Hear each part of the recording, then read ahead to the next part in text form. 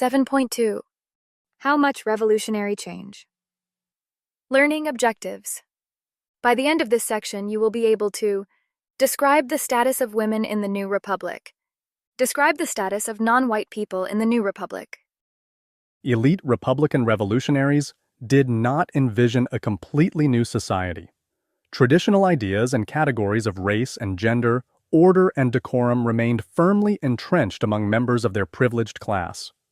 Many Americans rejected the elitist and aristocratic Republican order, however, and advocated radical changes.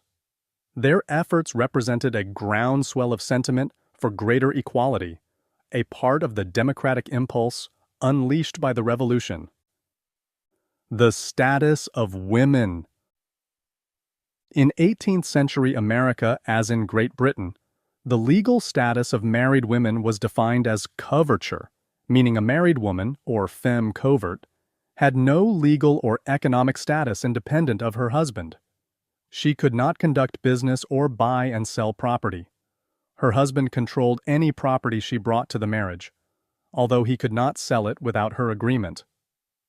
Married women's status as femmes covert did not change as a result of the Revolution, and wives remained economically dependent on their husbands. The women of the newly independent nation did not call for the right to vote, but some, especially the wives of elite Republican statesmen, began to agitate for equality under the law between husbands and wives, and for the same educational opportunities as men. Some women hoped to overturn coverture. From her home in Braintree, Massachusetts, Abigail Adams wrote to her husband, Whig leader John Adams, in 1776. In the new code of laws which I suppose it will be necessary for you to make, I desire you would remember the ladies and be more generous and favorable to them than your ancestor. Do not put such unlimited power in the husbands. Remember, all men would be tyrants if they could. Abigail Adams ran the family homestead during the Revolution, but she did not have the ability to conduct business without her husband's consent.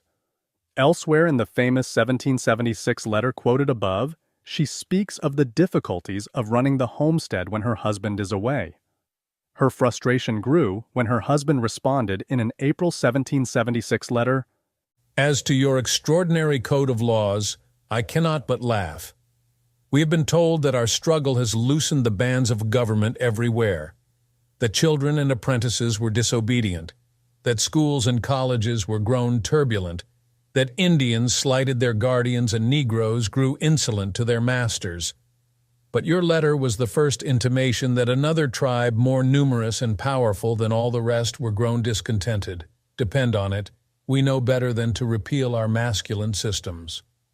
Another privileged member of the revolutionary generation, Mercy Otis Warren, also challenged gender assumptions and traditions during the Revolutionary era. Born in Massachusetts, Warren actively opposed British reform measures before the outbreak of fighting in 1775 by publishing anti-British works. In 1812, she published a 3-volume history of the Revolution, a project she had started in the late 1770s. By publishing her work, Warren stepped out of the female sphere and into the otherwise male-dominated sphere of public life. Inspired by the Revolution, Judith Sargent Murray of Massachusetts advocated women's economic independence and equal educational opportunities for men and women. Murray, who came from a well-to-do family in Gloucester, questioned why boys were given access to education as a birthright while girls had very limited educational opportunities. She began to publish her ideas about educational equality beginning in the 1780s, arguing that God had made the minds of women and men equal. Murray's more radical ideas championed women's economic independence. She argued that a woman's education should be extensive enough to allow her to maintain herself and her family if there was no male breadwinner. Indeed, Murray was able to make money of her own from her publications. Her ideas were both radical and traditional. However, Murray also believed that women were much better at raising children and maintaining the morality and virtue of the family than men. Adams, Murray, and Warren all came from privileged backgrounds. All three were fully literate, while many women in the American Republic were not. Their literacy and station allowed them to push for new roles for women in the atmosphere of unique possibility created by the Revolution and its promise of change. Female authors who published their work provide evidence of how women in the era of the American Revolution challenged traditional gender roles. Overall, the Revolution reconfigured women's roles by undermining the traditional expectations of wives and mothers, including subservience. In the home, the separate domestic sphere assigned to women, women were expected to practice Republican virtues, especially frugality and simplicity. Republican motherhood meant that women, more than men, were responsible for raising good children, instilling in them all the virtue necessary to ensure the survival of the Republic. The Revolution also opened new doors to educational opportunities for women. Men understood that the Republic needed women to play a substantial role in upholding republicanism and ensuring the survival of the new nation. Benjamin Rush, a Whig educator and physician from Philadelphia, strongly advocated for the education of girls and young women as part of the larger effort to ensure that Republican virtue and Republican motherhood would endure. The meaning of race. By the time of the Revolution, slavery had been firmly in place in America for over 100 years. In many ways, the Revolution served to reinforce the assumptions about race among white Americans. They viewed the new nation as a white republic. Black people were enslaved, and Native Americans had no place. Racial hatred of black people increased during the Revolution because many enslaved people fled their enslavers for the freedom offered by the British. The same was true for Native Americans who allied themselves with the British. Jefferson wrote in the Declaration of Independence that separation from the empire was necessary because George III had incited the merciless Indian savages to destroy the white inhabitants on the frontier. Similarly, Thomas Paine argued in Common Sense that Great Britain was guilty of inciting the Indians and Negroes to destroy us. For his part, Benjamin Franklin wrote in the 1780s that, in time, alcoholism would wipe out the natives, leaving the land free for white settlers. My story.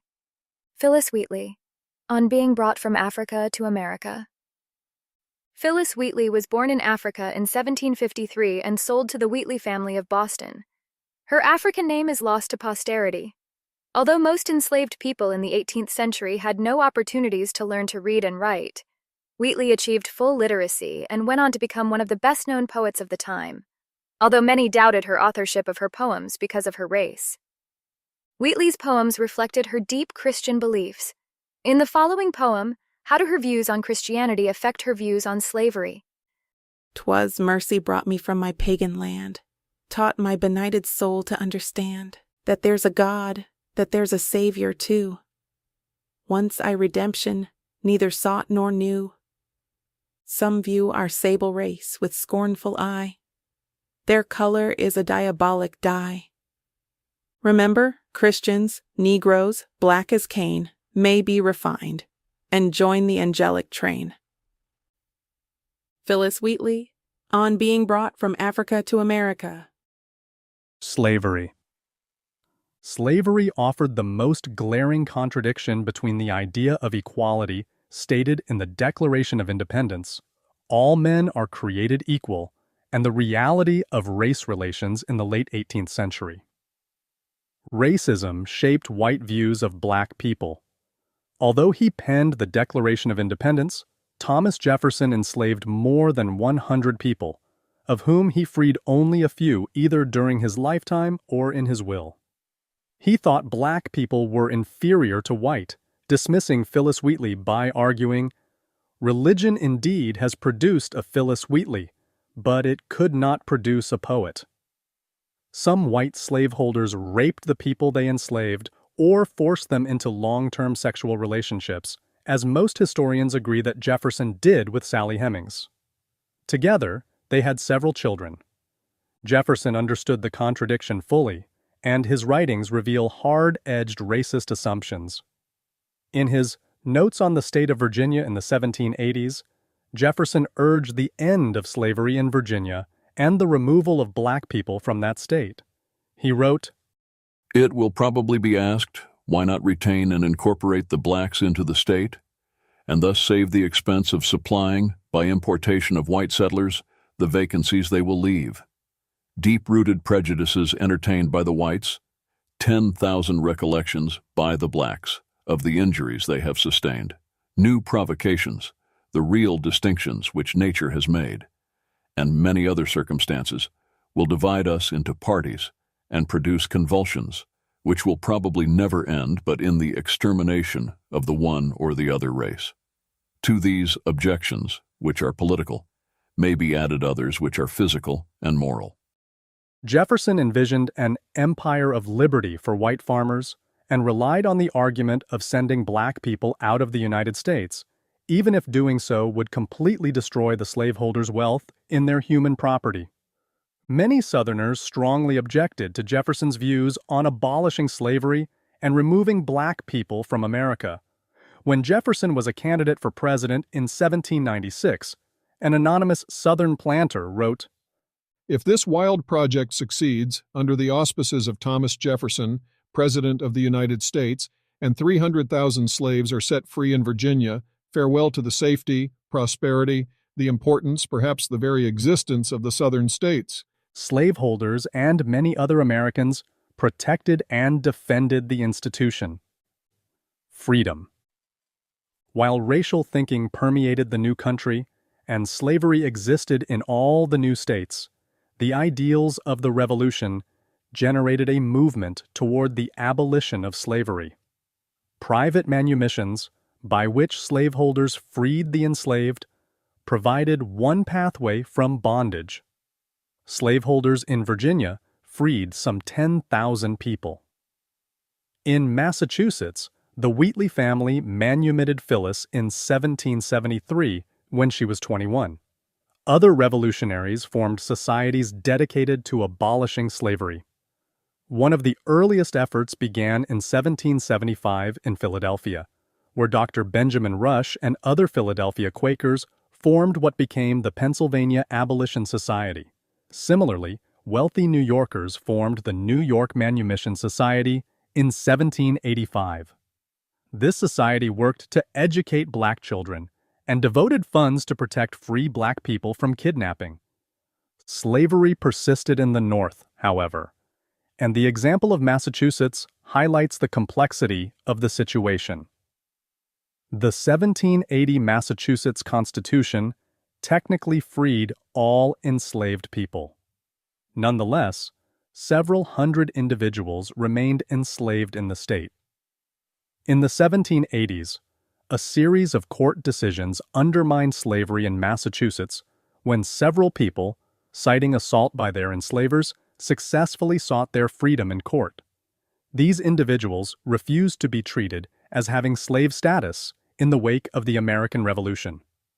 Despite these legal victories, about 1,100 people continued to be held in the New England states in 1800. The contradictions illustrate the difference between the letter and the spirit of the laws abolishing slavery in Massachusetts. In all, over 36,000 people remained enslaved in the North, with the highest concentrations in New Jersey and New York.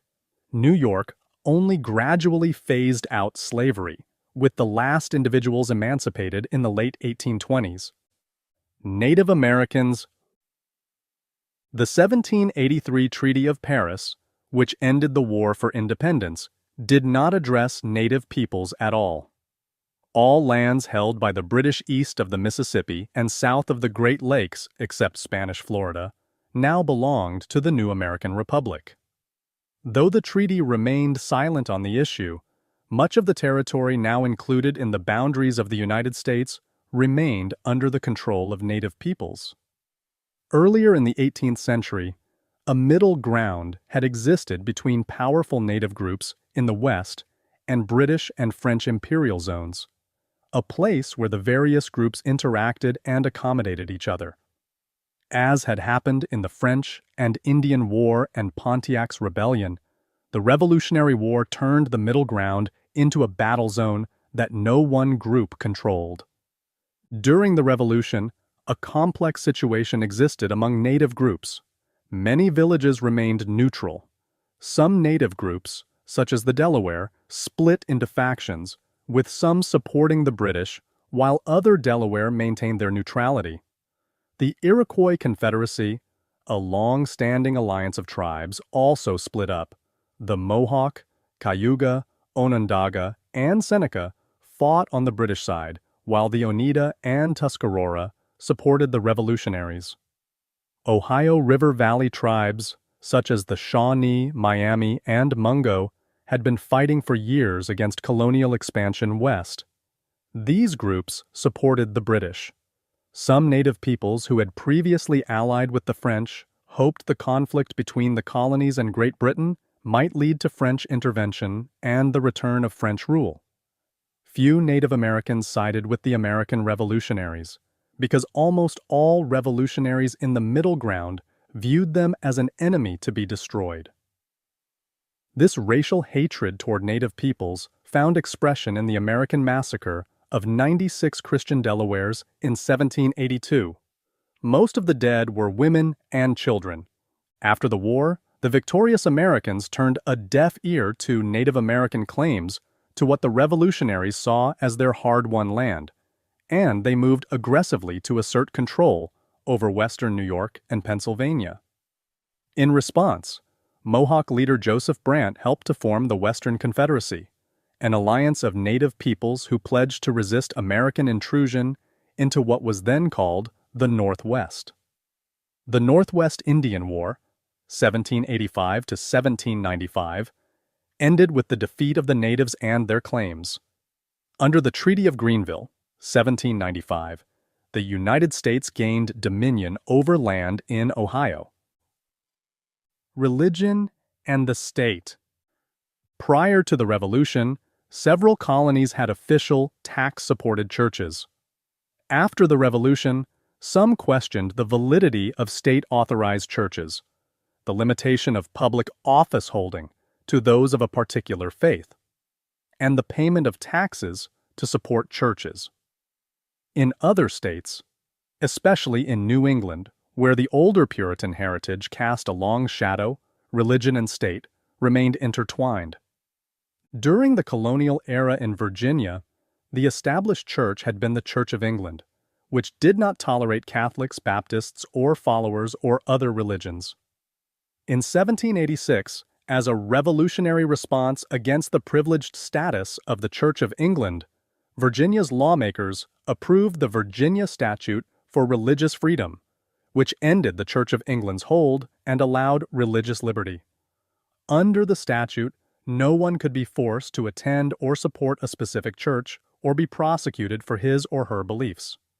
Pennsylvania's original constitution limited office holders in the state legislature to those who professed a belief in both the Old and the New Testaments. This religious test prohibited Jews from holding that office, as the New Testament is not part of Jewish belief. In 1790, however, Pennsylvania removed this qualification from its constitution. The New England states were slower to embrace freedom of religion. In the former Puritan colonies, the Congregational Church, established by 17th-century Puritans, remained the church of most inhabitants. Massachusetts, Connecticut, and New Hampshire all required the public support of Christian churches. Article 3 of the Massachusetts Constitution blended the goal of republicanism with the goal of promoting Protestant Christianity. It reads, "As the happiness of a people and the good order and preservation of civil government essentially depend upon piety, religion, and morality. And as these cannot be generally diffused through a community, but by the institution of the public worship of God, and of public instructions in piety, religion, and morality, therefore, to promote their happiness, and to secure the good order and preservation of their government, the people of this Commonwealth have a right to invest their legislature with power to authorize and require, and the legislature shall, from time to time, authorize and require the several towns, parishes, precincts, and other bodies, politic or religious societies, to make suitable provision, at their own expense, for the institution of the public worship of God, and for the support and maintenance of public Protestant teachers of piety, religion, and morality, in all cases where such provision shall not be made voluntarily. And every denomination of Christians, demeaning themselves peaceably, and as good subjects of the Commonwealth, shall be equally under the protection of the law, and no subordination of any one sect or denomination to another shall ever be established by law.